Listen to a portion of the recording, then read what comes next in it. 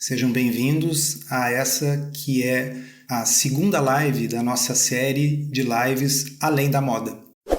É uma série que eu idealizei junto com o Dr. Rodrigo Bomeni para ir apresentando para vocês cada um dos capítulos do meu livro Uma Dieta Além da Moda.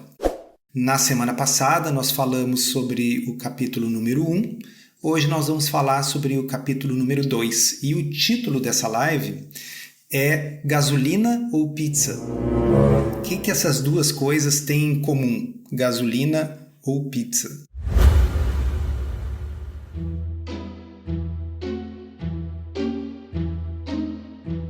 Comida sem filtro. Saúde, low carb, estilo de vida, evidências científicas e, claro, nossas opiniões. Toda semana um episódio novo e gratuito para você. Comigo, Dr. Souto. E comigo, Sari Fontana. Para ser avisado a cada novo episódio e receber as referências bibliográficas no seu e-mail, cadastre-se em drsolto.com.br/podcast.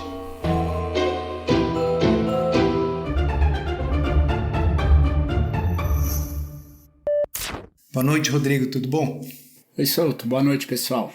Essa é a série Além da Moda, então toda semana a gente discute um capítulo do livro do Souto, Uma Dieta Além da Moda. Na live passada, no capítulo passado, a gente discutiu o primeiro capítulo, que abordava justamente sobre o balanço calórico. Então, caso alguém não tenha assistido ou escutado, porque também colocou no podcast, Souto, acho que vale a pena escutar. A gente discutiu, e conversou sobre o que são as calorias de fato. Então, toda vez que a gente fala sobre emagrecimento ou sobre ganho de peso, a gente costuma falar sobre balanço calórico e a gente conversou muito sobre isso, o que são as calorias, o que de fato é o balanço calórico.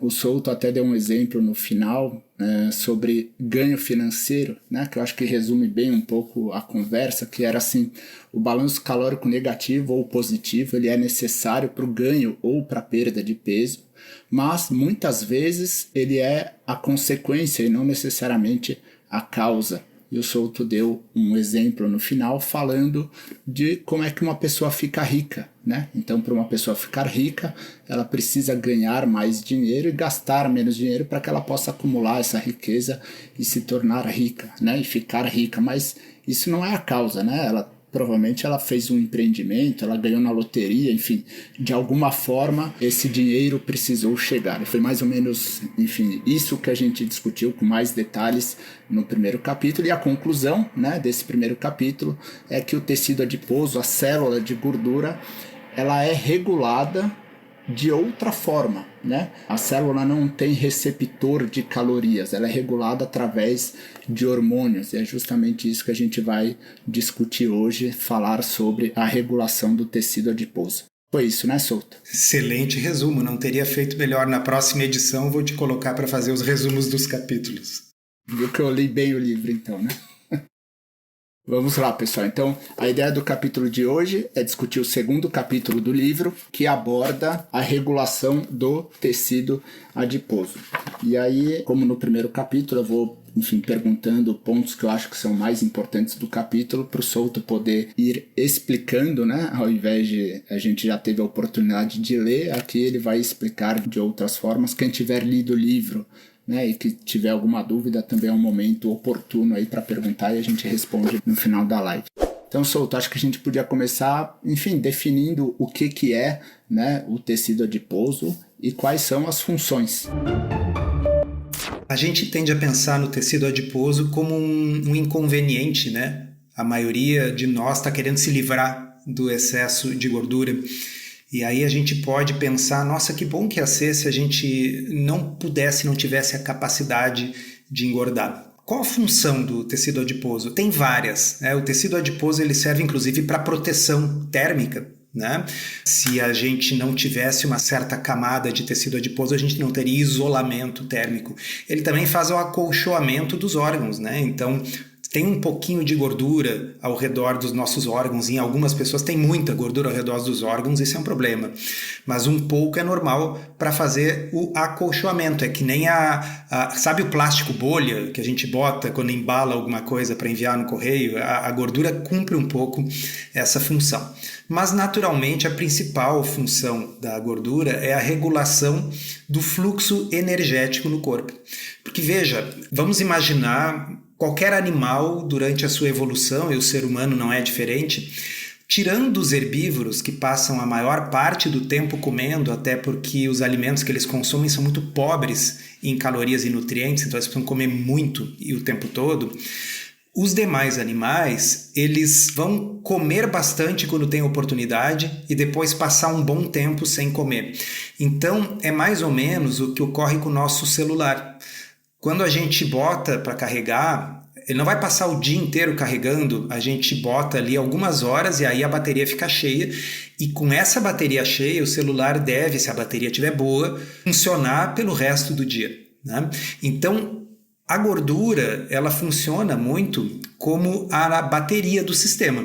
É para lá que vão as calorias que a gente consome e depois essa gordura vai liberando essas calorias aos pouquinhos. Como a gente comentou lá no último capítulo, a célula de gordura, o adipócito, não tem olhos, não tem ouvidos, não tem calculadora e planilha de Excel. Então, como é que ele sabe se está na hora de acumular?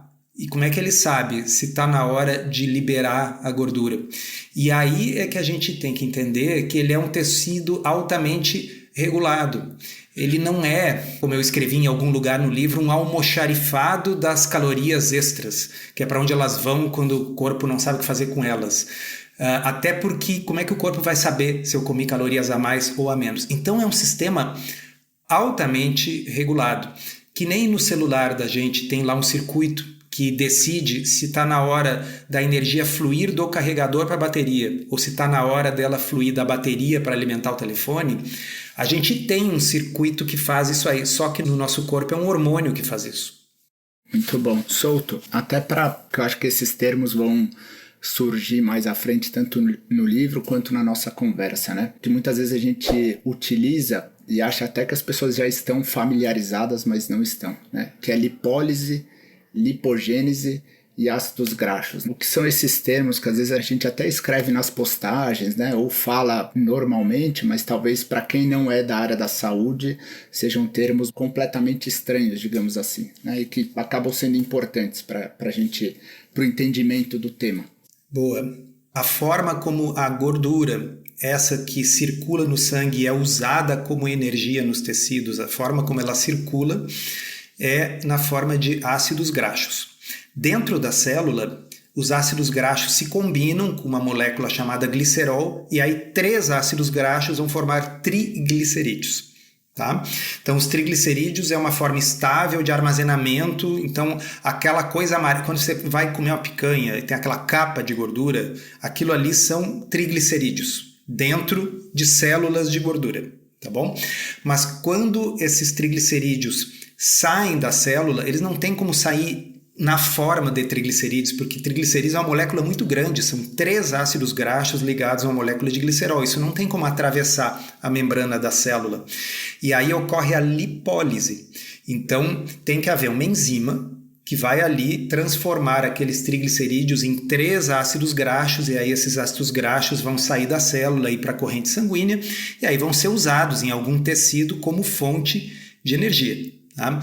E esse mecanismo de lipólise, que é uma enzima que faz, essa enzima não faz isso porque deu na louca, porque deu na telha.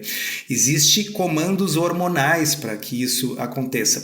E o inverso é a mesma coisa, né, Rodrigo? A lipogênese, que é quando os ácidos graxos, a gordura que está circulando no sangue, vai entrar na célula e se transformar em triglicerídeos, também é um processo catalisado por uma enzima, que essa enzima não vai fazer isso porque ela ficou com vontade de fazer isso. Ela faz isso sob comando de hormônios. E existe um hormônio muito importante nisso aí tudo. Adivinham qual? Ô Souto, vou reforçar um ponto aqui, que é algo até que você menciona no começo do livro, né? Enfim, o leitor ele pode pular determinados capítulos e ir direto para aquela parte prática, o que ele tem que fazer, como é que ele faz para controlar determinada doença. E boa parte desses capítulos iniciais são mais voltados a essa parte histórica e de mecanismos, né? A gente sabe que no fim os estudos randomizados, enfim, para mostrar se isso é verdade ou não, acabam sendo mais importantes, mas eu acho que assim, para quem puder ler o começo, eu acho que é muito interessante essa visão histórica e entender um pouco dos mecanismos. É claro que ninguém vai sair um expert em bioquímica e nem é essa a intenção, mas eu acredito que quando a gente tem um conhecimento maior em relação ao funcionamento do corpo, a gente passa a ter uma visão mais crítica sobre determinadas informações. Em relação ao emagrecimento e ganho de peso propriamente dito, eu acho que esse conhecimento também liberta muito da culpa das pessoas, né? Porque o ganho de peso ou a dificuldade de emagrecer é sempre vista por uma questão comportamental ou emocional, né? Então a pessoa não tem força de vontade o suficiente, ou ela come muito por questões emocionais, ela é descontrolada, ela não consegue medir as porções. Você mesmo disse, né, é gulosa e preguiçosa.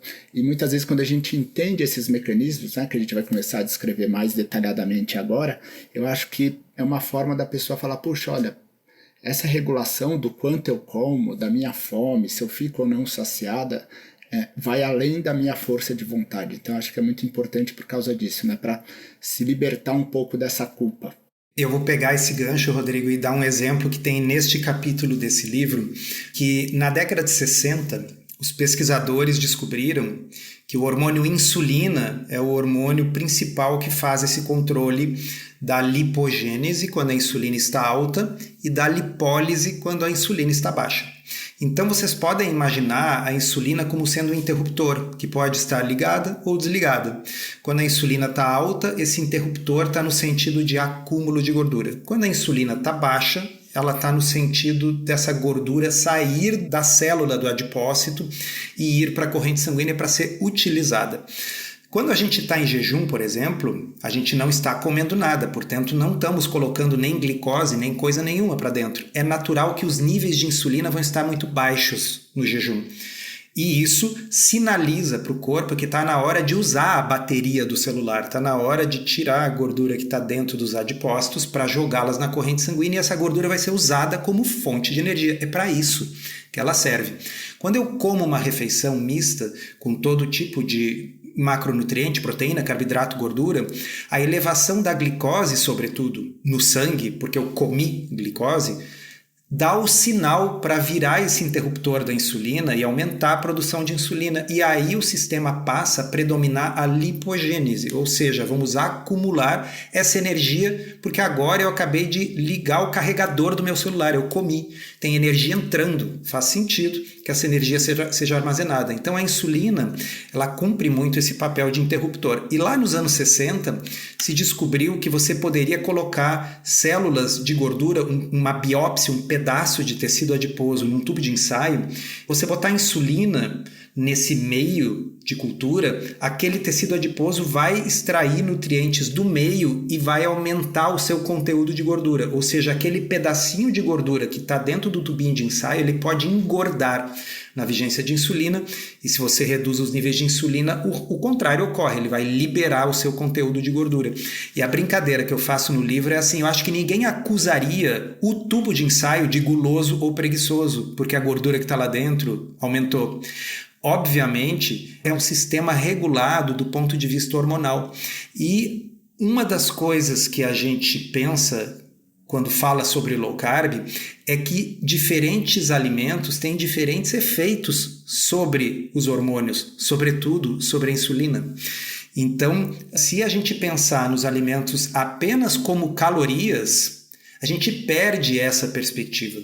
E ela é uma perspectiva que ela pode não explicar tudo sobre engordar e emagrecer, e nós vamos ter outras lives sobre outros capítulos nos quais nós vamos ver que a explicação é mais complexa, não é só a insulina, mas ela é importante.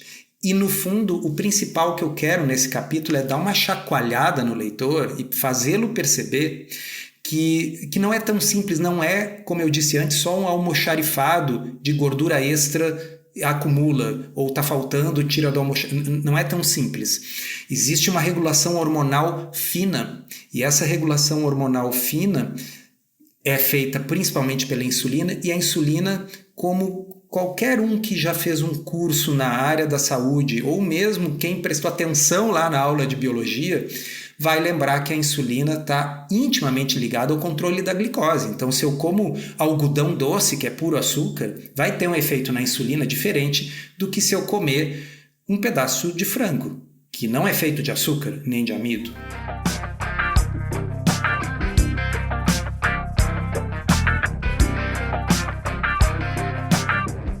Souto, talvez uma das, enfim, tanto no blog quanto no livro, que as pessoas gostam muito, eu até vi aqui nos comentários, são as analogias, né?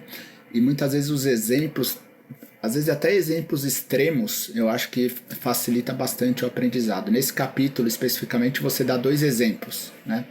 Um de extremo, que seria de uma pessoa sem nenhum tecido adiposo, que é aquela doença da lipodistrofia, né? Então, muitas vezes a gente classifica a gordura como um total vilão, né? Puxa, seria bom não ter gordura nenhuma, né?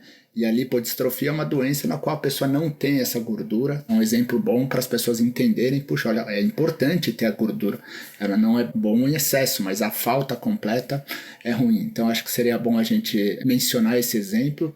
E o outro, e aí reforçando esse papel da insulina que o Souto mencionou agora, são de pacientes com diabetes, né? Então, assim, que a insulina vem de fora. O que acontece com esses pacientes? O caso da lipodistrofia é uma pessoa pública, então dá para dar o nome dela, chama-se Lizzy Velasquez. Ela se tornou famosa nas redes sociais falando sobre o seu drama pessoal. Uma doença raríssima, tem pouquíssimos casos no mundo. Acho que casos igual a dela tem meia dúzia no mundo. Ela não tem nenhuma gordura subcutânea, nenhuma, zero.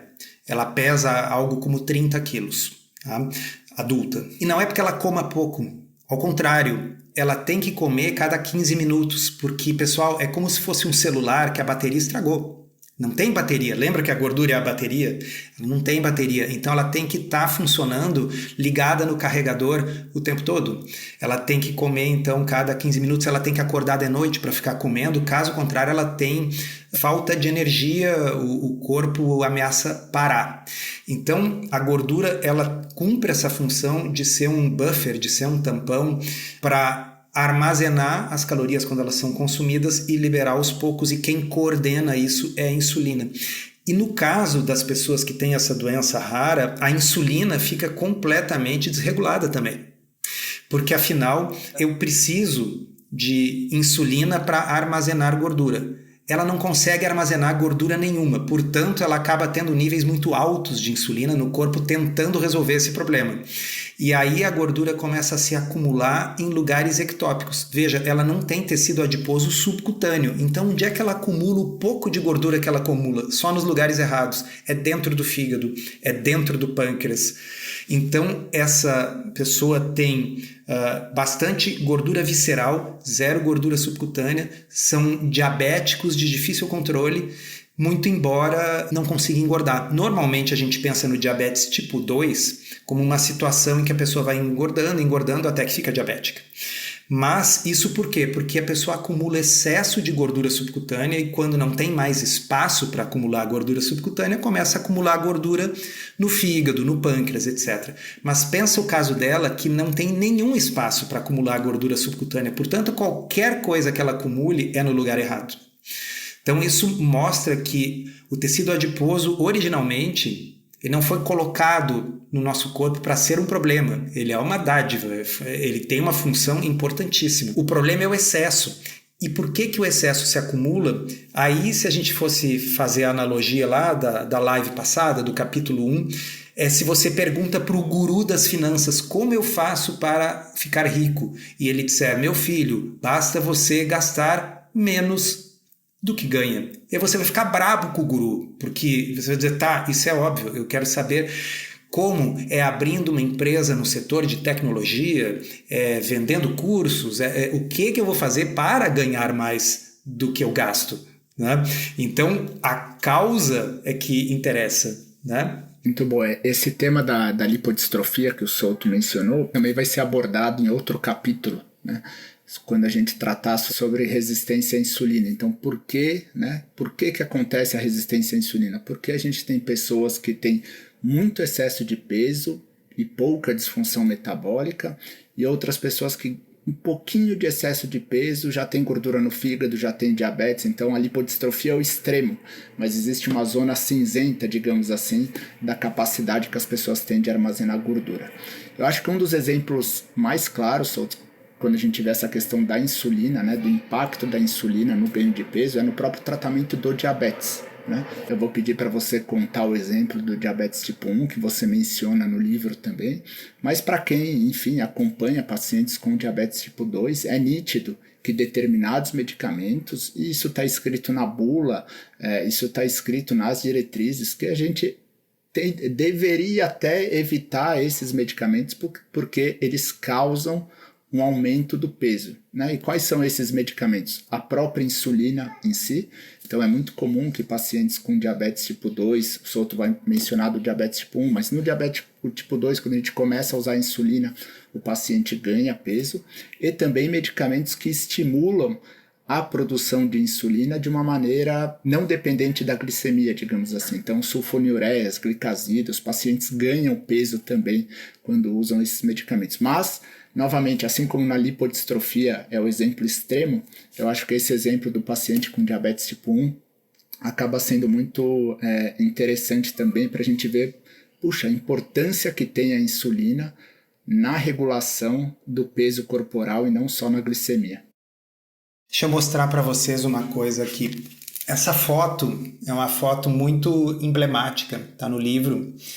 Essa menina, ela foi uma das primeiras pessoas na história da humanidade a receber insulina. E a diferença das duas fotos não é nutricional, é hormonal. Não é que numa estavam com maus tratos, fazendo a criança passar fome, não davam comida para ela, e na outra começaram a dar comida.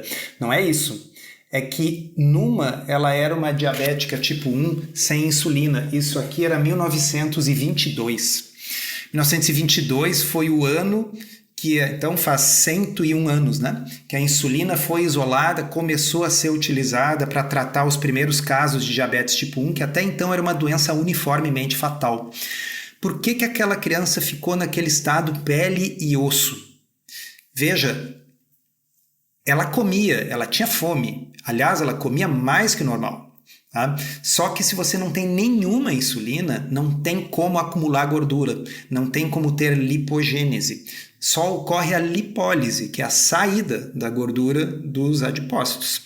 Então, a comparação, como o Rodrigo disse, do caso extremo, uma criança diabética tipo 1 sem tratamento, porque não existia tratamento, e a partir do momento que ela recebeu insulina, e vocês veem na outra foto ela até meio rechonchudinha, não é porque ela não estava recebendo comida e começou a receber. A diferença ali é a presença e ausência de insulina.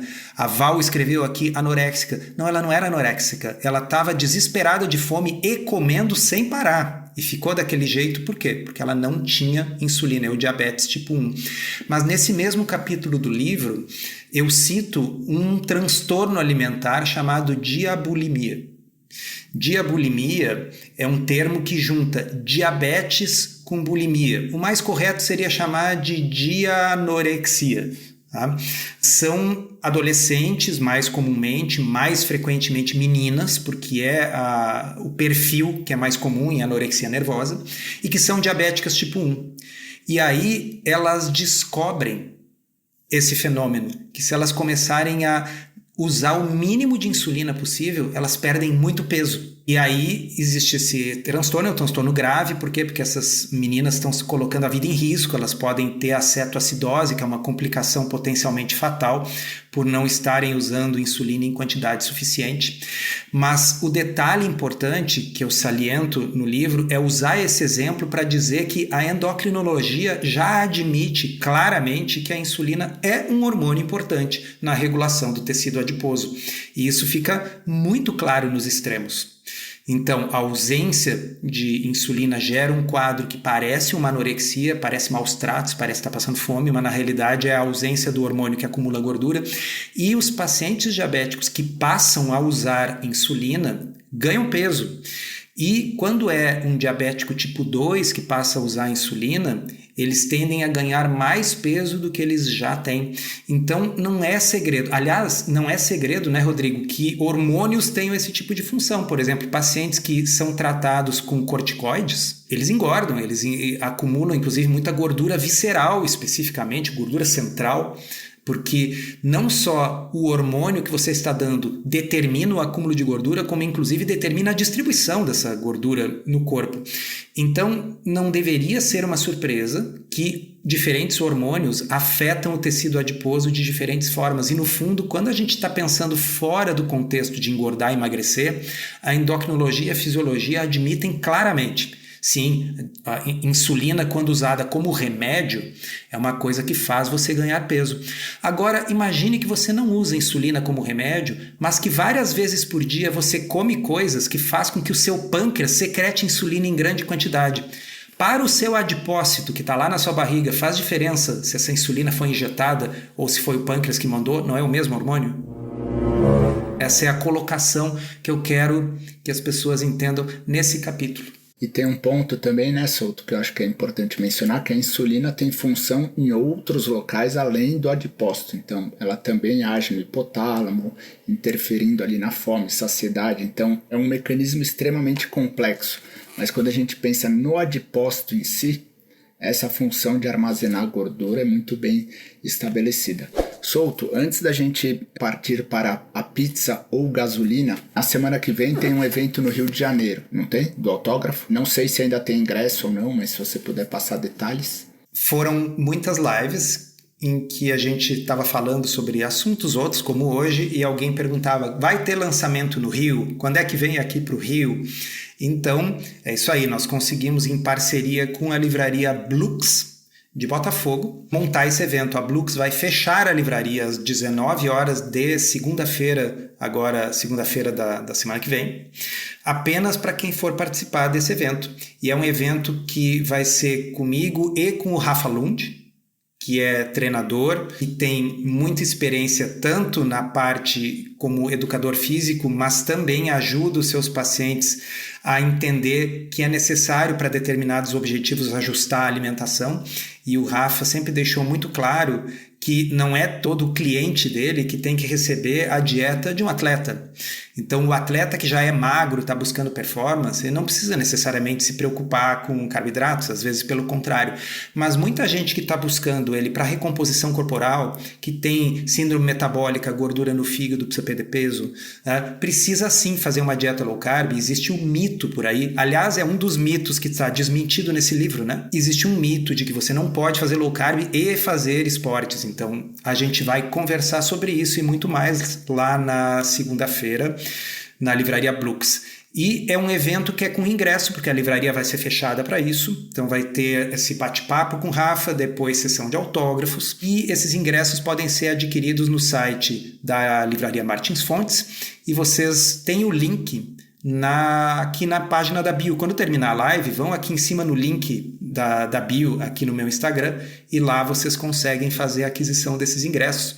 E quem é do Rio, eu espero vocês lá. Veja, o evento inclui neste valor do ingresso um livro. Então, se você não tem o livro ainda, é uma oportunidade. Se você já tem, é uma oportunidade de ter mais um exemplar para dar de presente. Aproveitamos lá e autografamos para quem você quiser.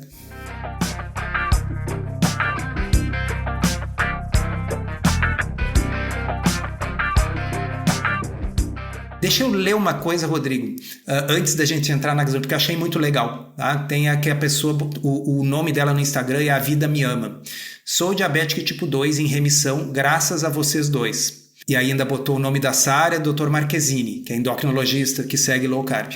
Já terminei a leitura do livro. Apaixonada. Estou ainda em processo de perda de peso. Saí de glicada de 11 para 4,8. Pessoal, para quem não entende o que é, uma glicada de 11 é um diabetes completamente descompensado. 4,8 acho que é melhor que a minha e do Rodrigo. Sem dúvidas. Alguém antes perguntou assim, diabetes tem cura?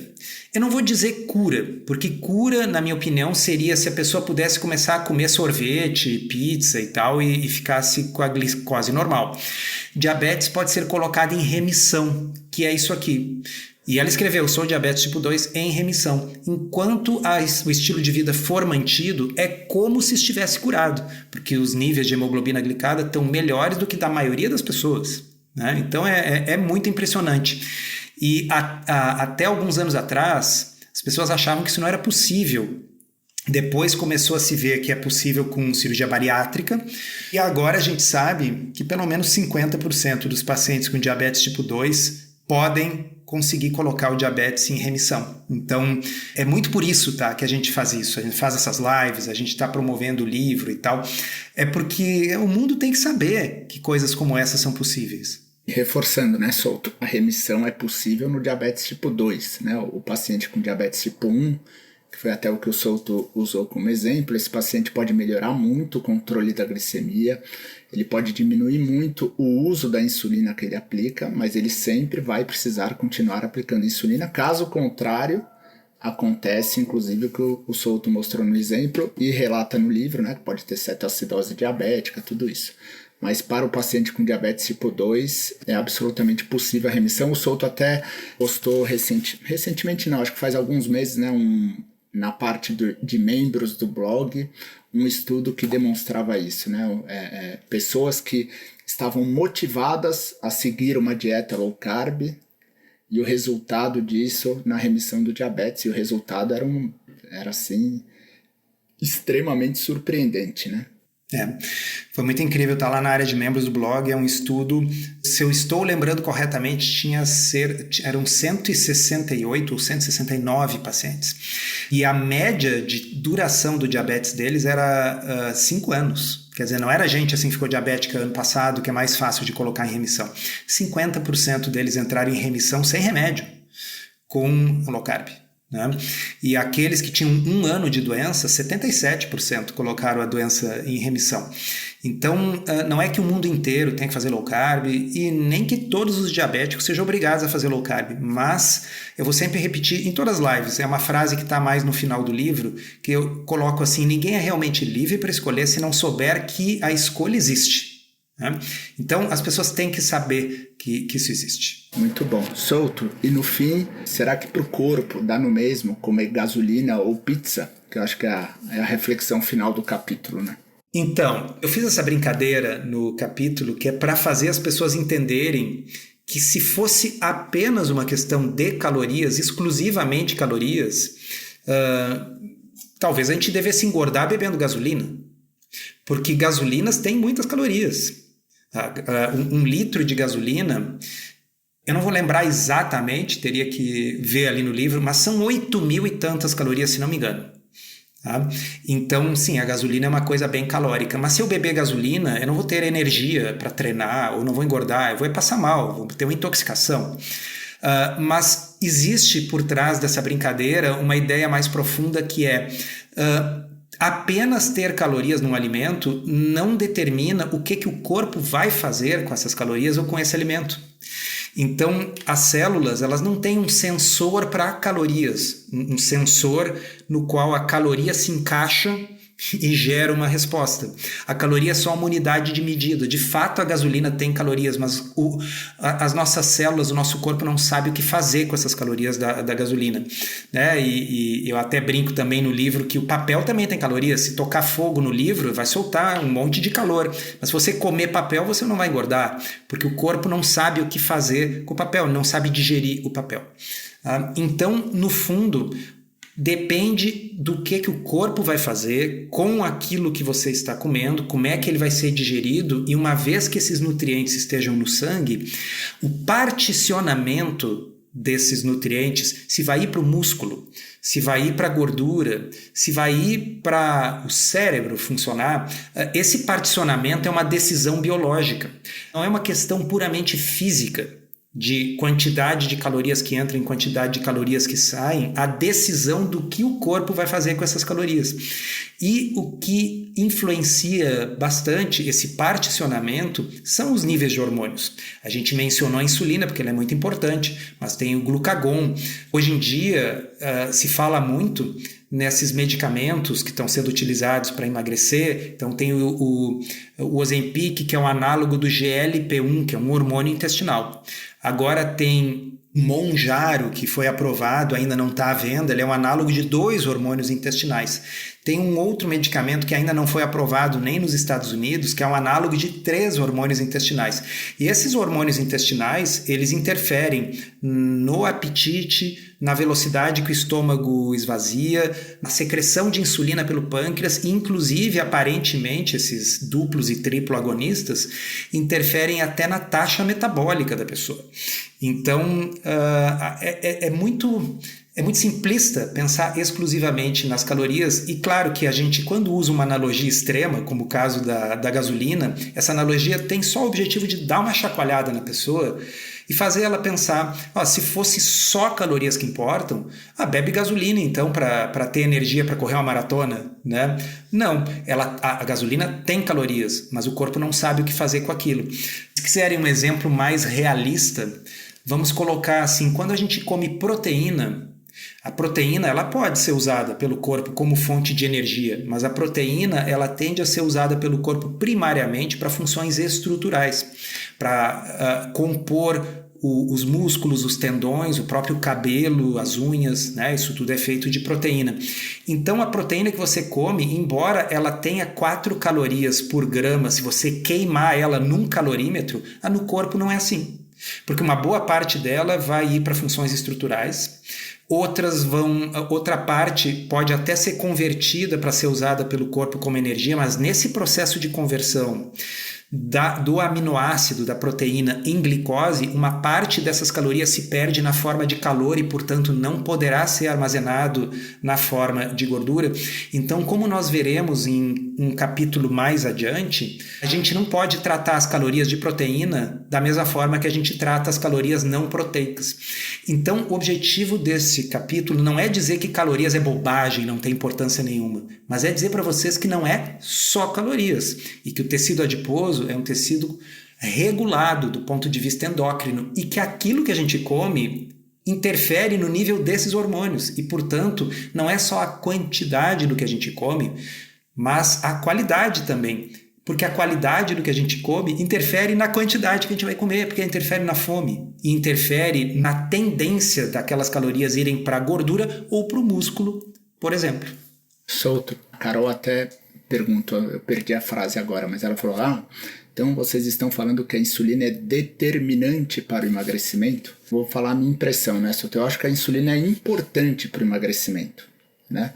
Como a gente vai ver em outros capítulos, existem outros fatores que também são importantes. Então, como o próprio Souto mencionou, por exemplo, proteína também estimula a insulina, mas ela vai acabar tendo um efeito diferente na fome, na saciedade, no nosso consumo calórico final.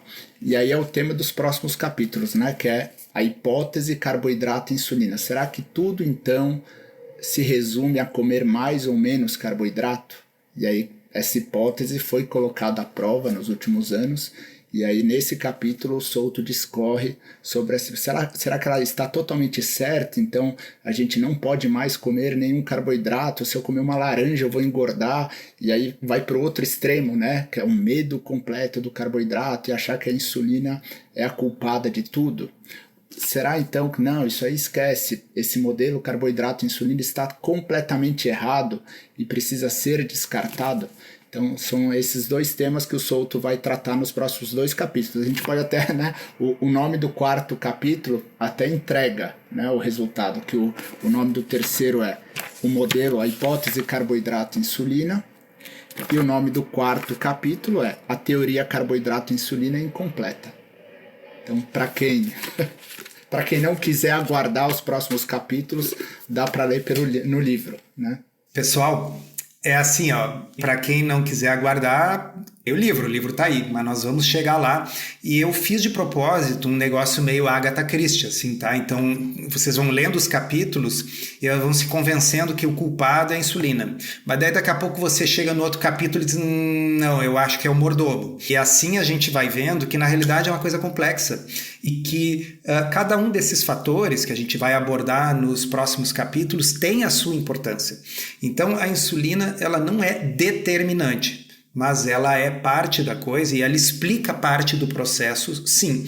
Seria bom se o mundo fosse assim super simples e cartesiano, mas em biologia nada costuma ser simples, porque são incontáveis rotas metabólicas, incontáveis mecanismos, e então, por este motivo, não é um único hormônio que vai determinar.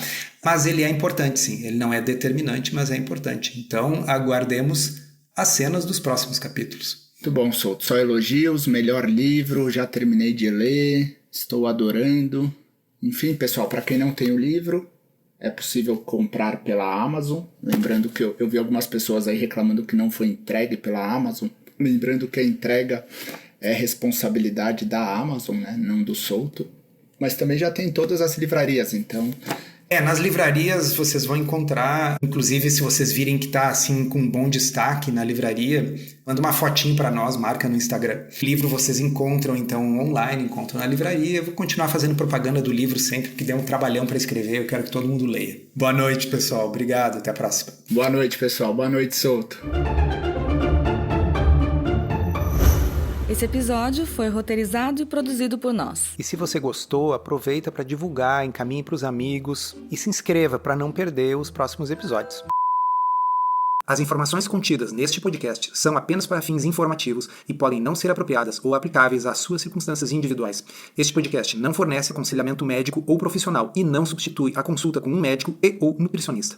Não use este podcast para diagnóstico ou tratamento médico. Qualquer sugestão é apenas uma recomendação geral, que não é específica para qualquer pessoa ou doença em particular.